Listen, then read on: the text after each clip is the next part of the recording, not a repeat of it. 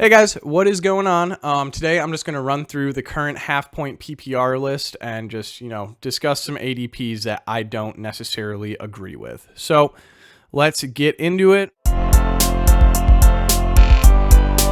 First and foremost, I just want to talk about Justin Jefferson. I don't necessarily disagree with his current ADP 5.3, but I have been hearing some people, some fantasy experts, like refusing to take him, taking some of these guys over him. And so I personally, I could be convinced to take Bijan over him. I could be convinced to take Amon-Ra over him.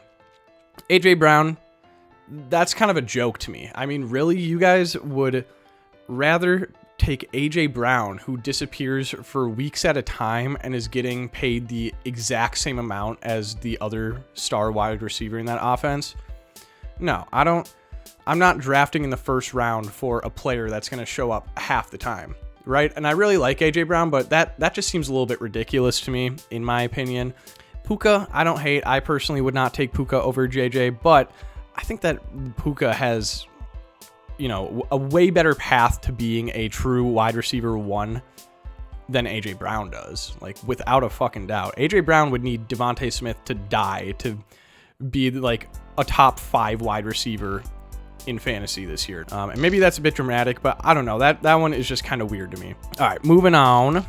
Okay, let's talk about Sam Laporta real quick. So I think he is a very good tight end, and I think he has a very good path laid out for him to be tight end 1 this year.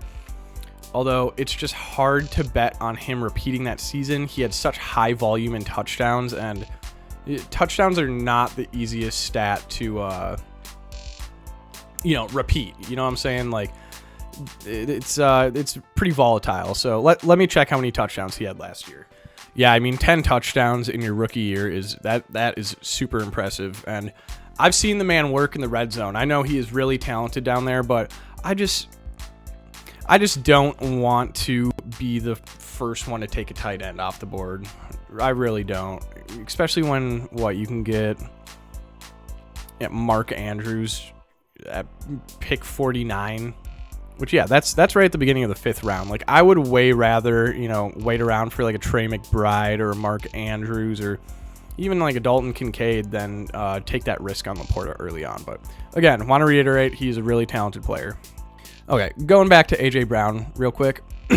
They are both incredibly talented players, and yes, I think that AJ Brown is probably more of a threat. He's huge. He's great with the contested catches, but Devontae Smith is a great route runner. He's incredibly shifty. Why are there 16 wide receivers being drafted between these two? That just doesn't make sense to me. I would way rather take Devontae Smith at beginning of the 4th round than AJ Brown in the 1st round. It's not even a question to me. Okay, I think that Rachaad White is currently a pretty good value. From week 7 on, I heard in one of the fantasy shows I listened to, he was the number 2 fantasy running back. And, Dave Canales is gone, so we're kind of praying that that offense doesn't look completely different and they keep using him the way that they did towards, the second half of last season. But, RB13, I think that's a great value for him for what you could potentially get. And frankly, same goes for James Cook. He only had 2 rushing touchdowns last year, but I think that with Latavius Murray gone to steal those goal line touches, even though that might just be Ray Davis's job this year, hopefully he can get in the end zone a few more times, but he had a really good season last year, so I think RB14 for him is pretty good value. And I'm kind of just randomly scrolling through this list and picking names. There's definitely some others on here that I'm not talking about, but I just wanted to make a quick video because I've been super busy and want to continue to get content on the channel for you guys. Okay, another running back I think that is going a little bit too late, Kenneth Walker. Obviously last year was a little lackluster, but like I already said, man, that Seattle offense was just, they were dysfunctional. That O-line was doing nobody any favors, so hopefully with a new OC over there, they can head coach, they can figure it out and figure out how to use K9 correctly because he is an extremely talented football player. The 2 RBs going behind Kenneth Walker are Alvin Kamara and Ramondre Stevenson, and I would way rather have Kenneth Walker than both of those, even though Alvin Kamara can be very useful in half-point PPR when the Saints have a bad O-line and Derek Carr is check-down king, but I mean, I've seen enough of his rushing at this point. He's getting up there in running back years, so I'm not really interested in Alvin Kamara. Love Ramondre, but I don't know. I'm not willing to risk a pick of taking Ramondre over K9. Ugh, can't talk, sorry. Ooh, okay, not a running back. So, Evan Ingram. He's been consistently so solid and like an absolute target hog in that Jacksonville offense. Like, I'm not saying he should be tight end 1, 2, or 3, but I think that he could at least be moved up a few spots. But I mean, pick 67 for him, that's a great value in my opinion. I would absolutely take him there. I think that he's a good option as a tight end 1, and people are sleeping on him a little bit. Deontay Johnson. I really like Deontay Johnson. He's a hell of a route runner, and that is like the perfect thing for a struggling young quarterback, is somebody who's great at running routes. All he had last year was old Adam Thielen, who can't run routes to save his life anymore. So I think with Deontay Johnson there and Dave Canales in the house, Bryce Young has huge potential to take a nice step forward. He doesn't need to be a superstar for this pick to be worth it. I mean, he's going as wide receiver 38, you know. So I think that he is a very, very good value right now. Also, if you want to play the game of Christian Watson, I loved him as a player when he was healthy. He was so sick. But we'll see. His career may be over, frankly. He hasn't proven he can stay healthy, and he's going to need to do that. So hopefully he can, and if he can, then that is going to be a hell of a value pick. So that one just kind of whether or not you're willing to risk it on Mr. Christian Watson. All right, Zach Moss. I really like Zach Moss. I mean, he looked great in that Colts offense last year. The Bengals aren't going to use him like they used Joe Mixon. They're not going to run him to fucking death, but I think he's a really talented player. And I think he deserves to be a little bit higher than RB26, and I think he could be a great bargain right now. And frankly, same with Raheem Mostert. Guys, I mean, he had like 20 touchdowns last year. They're not going to just stop using him all of a sudden.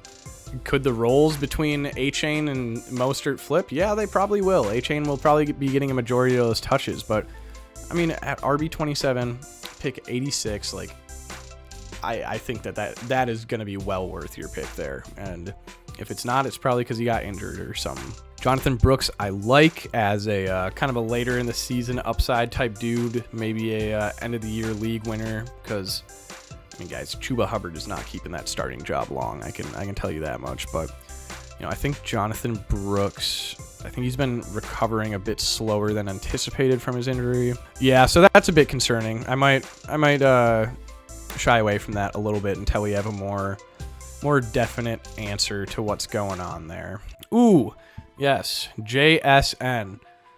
Again, guys, I've said it multiple times. Horrible Seattle offense last year. They got new personnel coming in. Hopefully they can fix that O-line a little bit and figure out what's going on. Tyler Lockett has for sure started to lose a step. He's starting to make his way out. So, I mean, JSN was first wide receiver drafted in his draft class for a reason. Everybody saw him at Ohio State. He's really, really talented. They just need to get him the ball more. They need to be running him out of the correct positions, setting him up for success. And I think if they do that, he's going to have a good season. I think that him and Tyler Lockett are going to kind of flop roles here this year. It'll be DK at 1 and then JSN as the secondary target. I want to say David Njoku so bad, but I just hate Deshaun Watson so much. Devin Singletary, yeah, I mean, he's never been amazing, but he's going to be fine in that New York Giants offense. Like, RB30, are you kidding me? I'm absolutely willing to take a shot on Devin Singletary. He's going to have the majority of the touches, going to be out there doing the majority of the work. He's got pass-catching upside. He's not a stud, but he's just a solid running back. So I think that he's well worth that value right there. I like Caleb Williams at this pick if you get a quarterback earlier than this. You know, if you don't take him as your first quarterback, don't do that. But if you took somebody earlier, I mean, I don't hate that pick there. You're shooting for huge upside. And, you know, if he truly does live up to the hype, then you will be happy you took that pick. I mean, Caleb Williams versus Trevor Lawrence. Fuck no. I don't want Trevor Lawrence on my team.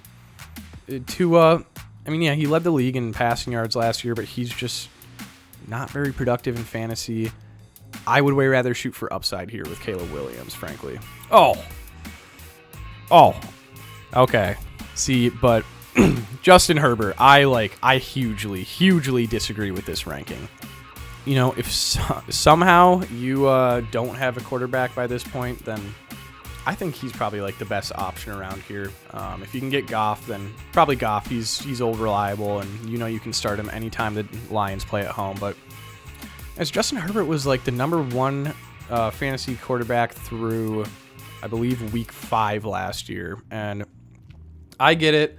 His weapons are gone. Brand new offense. Oh, they're only going to run the ball. No, they're not. They're not only going to run the ball. They're going to figure out how to get the ball to their weapon wide receivers like Ladd, like Josh Palmer. They're going to do what they have to.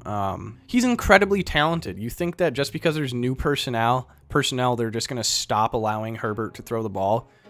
No way. Dude was like breaking records his rookie dude threw for 4,300 yards in 15 games his rookie season, 5,000 his sophomore season, 4,700. He's not just going to fall off the earth. He is not going to be QB 17 when it's all said and done. I guarantee you he will be at least QB 12 or higher than that. There's no way he's going to be that invaluable. Like, he's so good. I don't understand why people think a personnel change is just going to mean that he's going to completely fall off the map. No way. He probably won't be as valuable, which is why he's going QB 17, but that is just ridiculous to me. That's way too low. I like Josh Palmer at this value just because Ladd McConkey is going so much higher, and I think that there's a really, really good chance Josh Palmer is the number 1 receiver in that offense this year. I mean, he's looked good. Like, when they ask Josh Palmer to do a job, he does it. He's not crazy. He's not amazing, but he gets the job done. Like, why would they not continue giving him more volume when they clearly have a lack of weapons in that offense? I think that he's easily going to finish higher than wide receiver 55. And potentially will finish higher than Ladd McConkey. We'll see, but I think this is a great value right now. Pat Freiermuth, I love the Muth. He's a great player. I was big on him last year. Thought he would be good, and then that Steelers offense was completely dysfunctional, and then he died, so that was not great. But he's a really talented player, and Russell Wilson really likes to check the ball down. So I think that he's gonna have more of a role in this Steelers offense without a doubt. Compared to last year, absolutely. So yeah, I think he absolutely has potential to finish in top 10 for tight ends, but we will see. Rashid Shaheed, I love him. Yeah, I think that's probably a good value. Okay.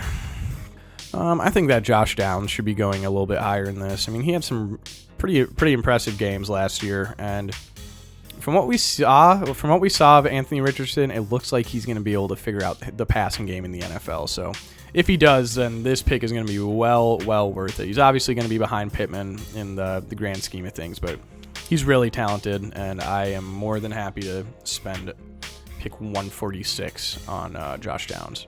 Darnell Mooney, I think, is a very good value with Kirk at quarterback. I mean, he's had an 1,000-yard season in his career, and he has Kirk Cousins throwing him the ball, who hopefully he can at least be like 95% of his former self. If he can do that, then Darnell Mooney is absolutely going to be productive.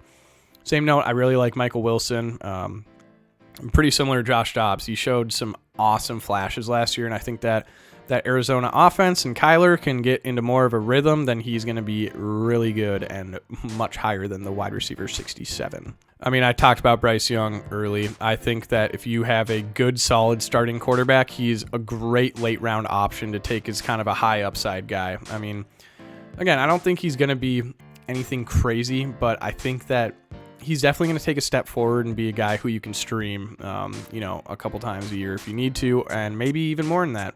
Maybe that Panthers offense looks pretty functional, and he is just a great pick at that value. Daniel Jones.